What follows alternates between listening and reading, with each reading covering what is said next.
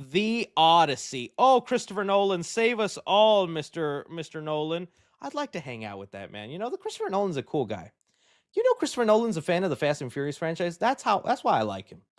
Cause dude will make cinematic masterpiece and then still go home and watch something kind of just for fun. Kind of just for fun. So thanks to Empire Magazine, we actually got a lot of photos of Christopher Nolan's The Odyssey and a look of the world. And first off, these costumes looking on point. And remember, this is just a still photography frame. I don't think this is actually through the lens of the camera. So it's going to look even more impressive, more surreal, more immersive, the way Christopher Nolan likes to do things.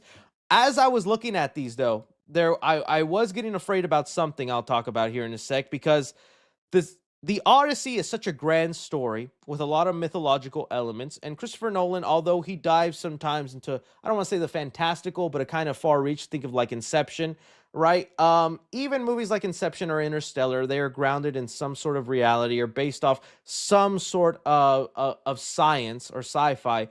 I mean, when you go to the Odyssey, it's Cyclops, it's monsters, it's Zeus, it's Poseidon. It's like, how is he gonna make that work? Is he gonna do it in a grounded way, or will he actually go full blown fantastical? That's what I'm excited to see how he pulls that off. And there was even a quote by Matt Damon about how let's see, Christopher Nolan was going to uh tackle that, and it made me feel a lot more optimistic. So here we have like some artwork looking good, and then let me see if I can find that exact quote here. Tom Holland as Matt Damon's son, Odysseus' son, Telemachus. Bro's looking good. Honestly, I would have loved that haircut for Peter Parker. That's some good Peter Parker hair. Put some glasses on him, little flannel, a little lanyard with a camera. I'm Tom Holland. Dude, would have looked banging. Would have looked banging. Well, we got Anne Hathaway. Looking is that Mia Goth? That's is that the McGoth girl? That is Mia Goth. Oh, nice, nice, nice. Um, Let me get to the actual comments here. We got a cast who play. All right, here we go. Matt Damon says Christopher Nolan's The Odyssey movie shows everything. If you're having an existential crisis tied to the mass, as you pass the sirens, it's there. If it says you're running for your life from a Cyclops, you're going to run for your life. Chris doesn't hide the ball.